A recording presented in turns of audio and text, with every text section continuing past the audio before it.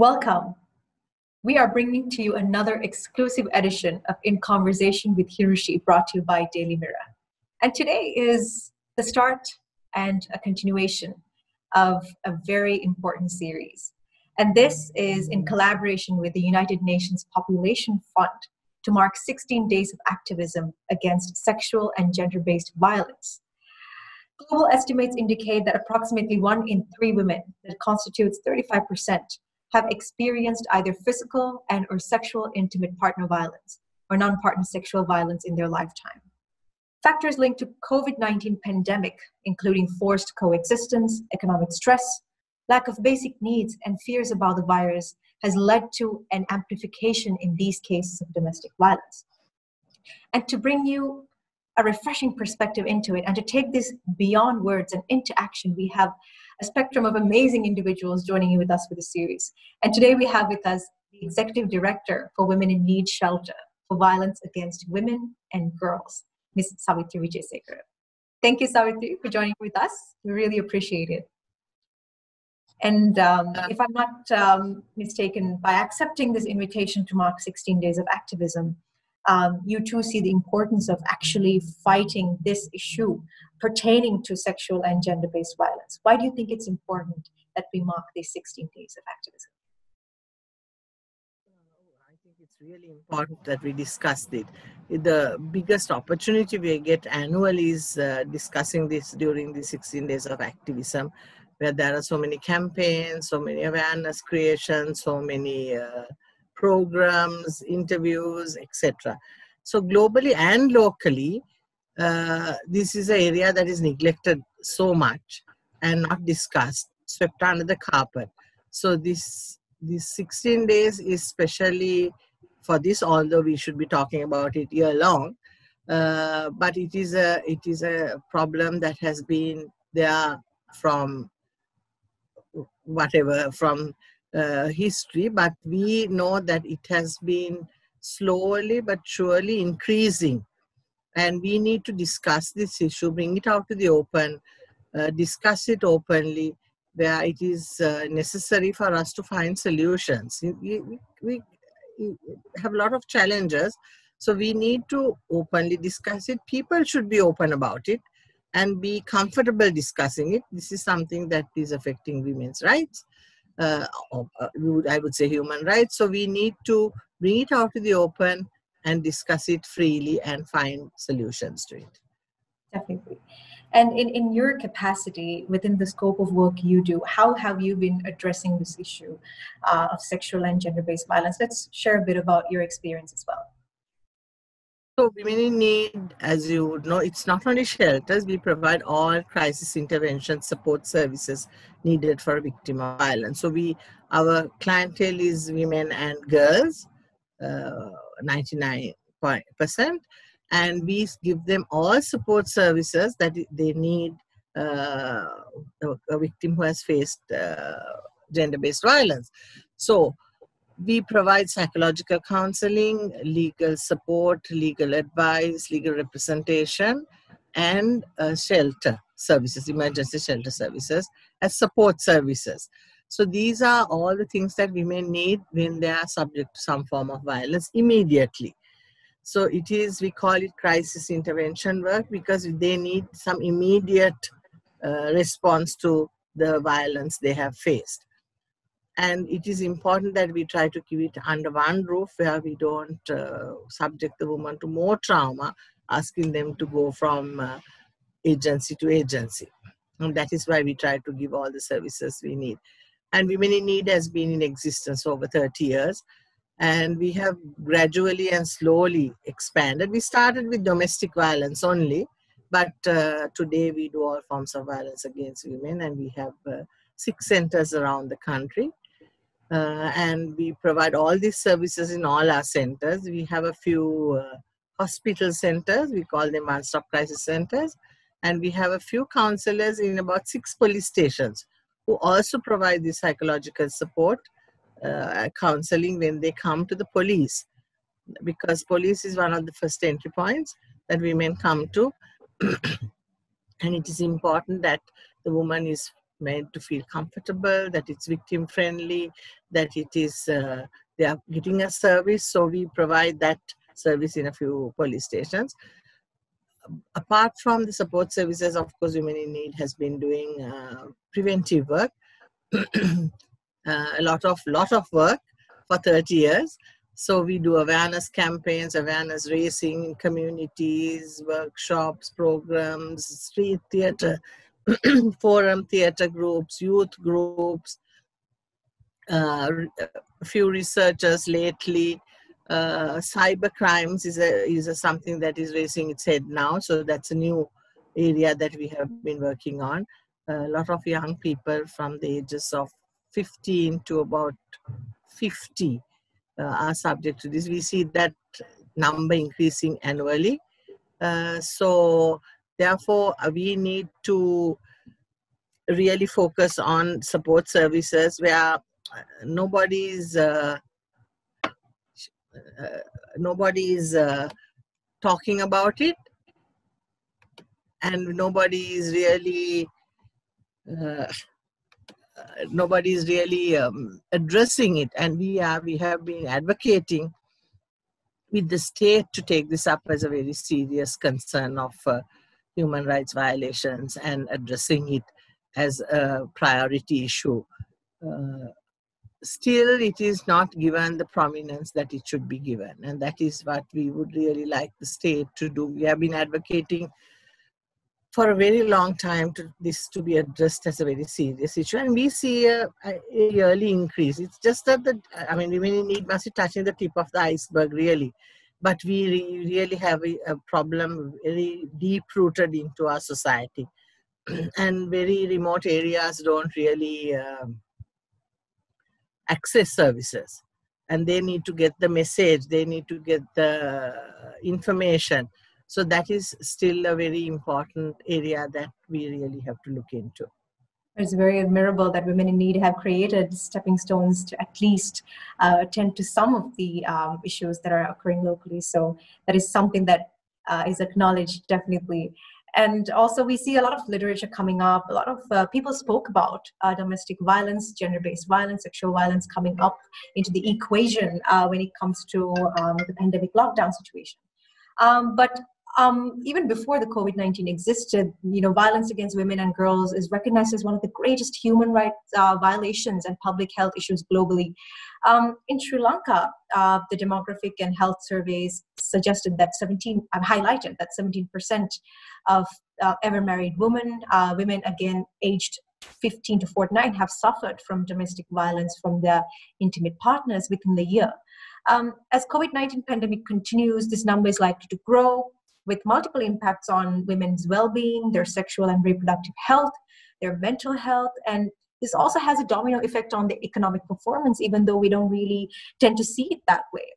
And this is therefore termed as a dual pandemic due to the increased reporting of violence. So what's your perspective on this? Oh yes, we had lots of cases. We have a hotline, a 24-hour hotline, and we did receive a lot of calls on those lines. So because of the pandemic and we had to close our offices and this curfew and lockdown situations, since our crisis center offices had to be closed down, we gave the counselors in those areas also mobile phones, official mobile phones, so that victims can call them and tell their problem, and we try to find solutions. So we had about, during the first lockdown, for those 2.5 months, we had over 1,800 to 2,000 callers, all island. And we tried to give them the support that we needed.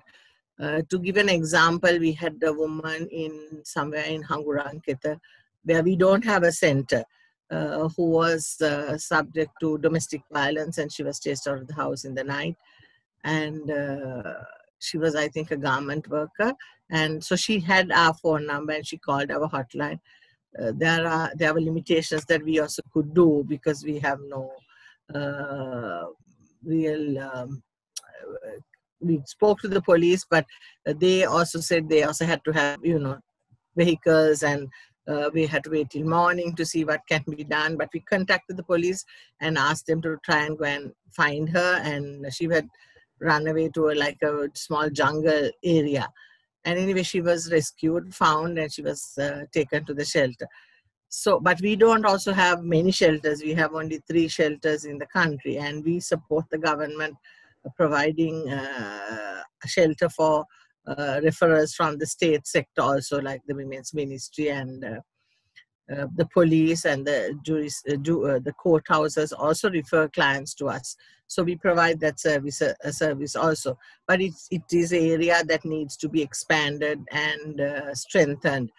But the COVID brought in new challenges because people couldn't get out. And as you said, with economic problems, if you are beaten up, where to get the money to reload your phone or even have access to phone.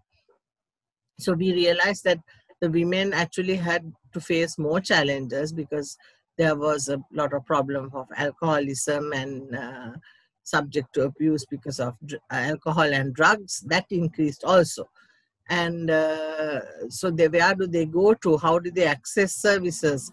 There were a lot of single women who didn't know. They had women who got maintenance from their husbands during this period.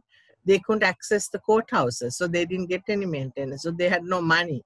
How do you support your family? How do you eat? So there were lots of challenges women faced during that time, and they were subject to a lot of domestic violence, from what I understand. And I think the hospital also confirmed that. And the police also say that women couldn't even access the services or talk to any officers because the country was in a lockdown and curfew. So what do you do then? Definitely. And also, if I'm not mistaken, right with the onset of the outbreak, Women in Need itself has received around 37 calls within 2 days alone for victims of domestic violence or loved ones requiring guidance, referrals, and counseling, if I'm not mistaken. And also with this, trying to address this issue, what are the key challenges within your area of work? And what do you see as an emerging challenge in the future when it comes to tackling this issue and making a progressive effort to really dilute this problem locally? So pandemics always bring in lots of challenges, and most challenges are for women. Women are the ones who suffer at the end of the day, because they are subject to the violence, because there are frustrations, there are economic problems, there are issues in the house, children can't go to school. I mean, if you take a lower income family, how there are online classes, how do you get data, how do you get Wi-Fi, how do you have computers, how do you have smartphones? Those are the problems the children have. So they in return want the mothers and fathers to support them. Fathers have lost their jobs, or they have half an income, or so then how the mothers are always trying to find some food to put on the table. But if you have no money, if you have no avenue of providing food, women get, in my experience, from what I have seen, get the brunt of it. So they get subject to all forms of abuse. So that has been cropping up especially in rural areas, where we have cases in Anuradhapura, Batiklo and Jaffna. Those officers have told us because of economic problems, they have been subject to lots of violence. So it is the women at the end of the day who suffer. So we have to see that in these problematic times, how do we address it and how do we support these women? So the system, the mechanisms that normally function, like the police, the Grama Niladharis, the health workers, they have to be sensitized to this issue of GBV, gender-based violence, and they need to understand that this is a big problem and it is a mentally, emotionally draining problem. So if you are subject to long-term abuse, you are subject to some kind of mental illness, as depression. There are all kinds of problems that women encounter, and I have seen it for the last 30 years at being at WIN, that it has it drains out the women of their energy, of their confidence, of their capabilities. So we need to look at this problem as a growing problem. And if we address it now, we can, I think, overcome the problem to a certain extent. If the state and the law enforcement agencies take this up as a violation and it's a crime, mainly as a crime, I think we can find some solutions to start with. For instance, if for a woman to walk into a police station and them to be victim friendly and understand their problem without saying, it doesn't matter, these things happen in a family, you get beaten up a few times in your life, that's okay, that's common. That is not the answer you need to hear. So you need to make this issue. We have been working with the police for a long time. It is a little better now, but it has a long way to go. We just have to hope that they will create legal infrastructure and at least take a step forward. With your experience, what has been, it's a big gray area to address on, but what has been the most effective intervention process when it comes to preventing or responding to issues associated with sexual and gender-based violence? I think all the support services, Hirushi, it's important. You can't just disregard the support services, because when you're in that position, you need that support to strengthen you. We get professional women who can be independent, who are empowered, but who are broken into pieces because of domestic violence. So that support that an organization gives, I think, is a key ingredient in strengthening and empowering that woman to stand up again in society and take on life. Because the counseling, the strengthening, no woman has come to Women in Need the first time she's beaten. Nobody. It's always at least 4 or 5 years of abuse. So for her to make up her mind and come to seek support is a big step for a woman, because there's a lot of stigma, there's a lot of justification about the beatings that go on in society. There is a lot of cover up. So it is a big step for a woman to come, because she's ashamed of herself because she's beaten. She's ashamed of the families, getting to know the friends, getting to know the children being subject to this. She's ashamed. So she needs somebody to say, no, it's not your fault. It's okay. You can talk about it.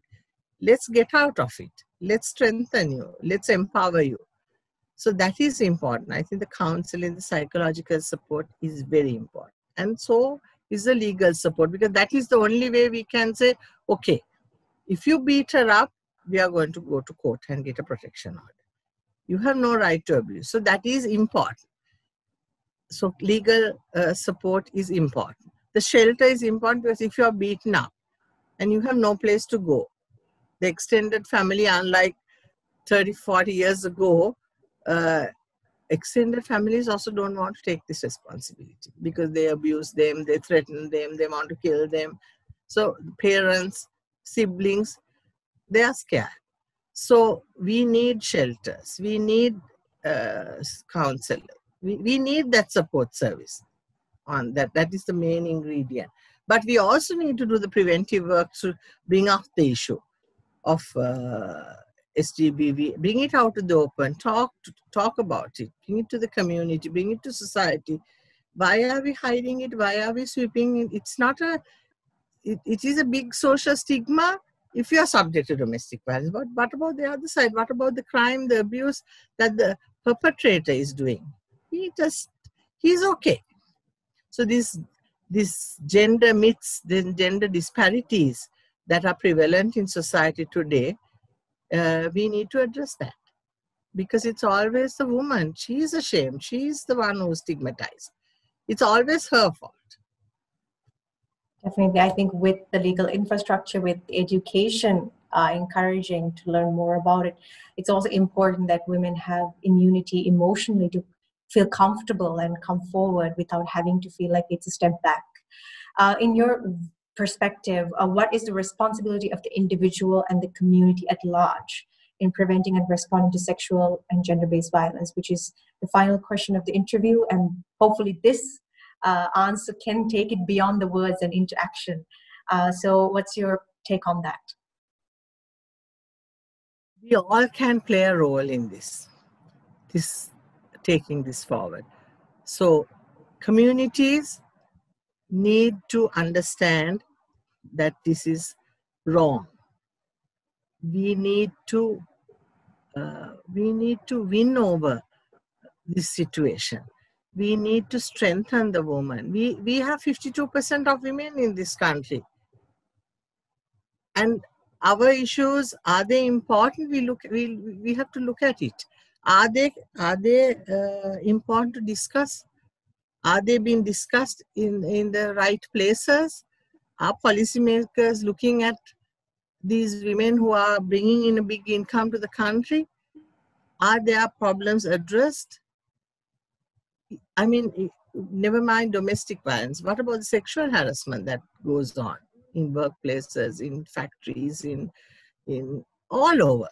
So we need to, communities, society, to work, to accept and understand that this is an issue that is going to affect the country at the end. Because if you are happy, if you are strong, if you are empowered, if you are positive, it brings positiveness to your work, it brings positiveness to your attitudes, and you can be more productive. But if you have a society that is drained, that is abused, that is negative, that is not empowered, that is mourning, where does it take you? Nowhere. So communities, we all can make a change if we think that we can take a step forward. We will be responsible to be responsible for the people you love. You start with the people you love, your wife, your daughter, your sister, your mother. You won't want your mother or sister to be abused. No? So what is somebody else's daughter and sister being abused? How does that make a right? Think about it like that. And society, the acceptance by society that it's okay, you can hit your wife, you can abuse them, that is accepted. You can't have that attitude if you want to stop this. It's okay using your power to sexually harass somebody working below you. That doesn't sound right. It's wrong. But all of us have to take that step forward and be responsible. Be responsible citizens. We have to have campaigns. We have to make people understand all these gender disparities. Don't you think they all are gender bias? If you think back, if you ask your grandmother, you are a much younger person than I am. If you ask your grandmother, or even your mother might be able to tell you that all the myths that we have are gender bias, all are against women. 50 years ago, they said a woman's brain is like a spoon, like you will cut your hand. What does it even mean? If you look at all the old tales, old grandmother's tales, they're all gender bias. They're all against women. Why? So we need to change that. That is our biggest challenge, to change attitudes of people, of male dominancy in this society. That has to be addressed. Unless you address that, you can't. I mean, professional women, what a battle they have to go up. Why? Because there's discrimination. I was in the police commission to get some of those women to come up to a level where they are capable, they are strong, they are empowered, they are confident, they can do a good job of work, they are qualified, but they won't get that place because there's discrimination. And why is there discrimination? Because they don't want to give that place to a woman for no reason. I mean, if there's a valid reason, yes. So societal attitudes are the biggest challenge, is to change our attitudes, and we need to take carry out campaigns, talk shows, policymakers, advocacy, lobbying with policymakers to change this. And for them to take up this issue forward and say, look, we are all equal. Men and women can all do this same job perfectly well. And we don't need to abuse or batter another woman just to keep her down, just to keep her morals down. But we need to treat them as equal and respect them. You respect your mother and you respect your wife. If you have respect for each other, I think we can take the message forward. Definitely. Thank you, Ms. Savithri, for your time and for sharing this insightful information about SGBV. And we wish you all the very best with all the endeavors of Women in Need. And also, we hope that this 16 days of activism can definitely go further and more than higher, just to make it more sustainable. And hopefully the community can also learn something out of it and implement it accordingly. So thank you so much for joining with us today. Thanks. Thank you very much for having me. And we hope our lockdown is cleared and we can get back to work and address these issues that women are facing. And all the best to the Wijaya Network. Thank you for working on this issue. We really appreciate it. So thank you. Thank you for joining us. And with that, we are wrapping up today's In Conversation series, but do stay tuned as we mark 16 days of activism against sexual and gender-based violence, with many more episodes coming your way. Stay tuned.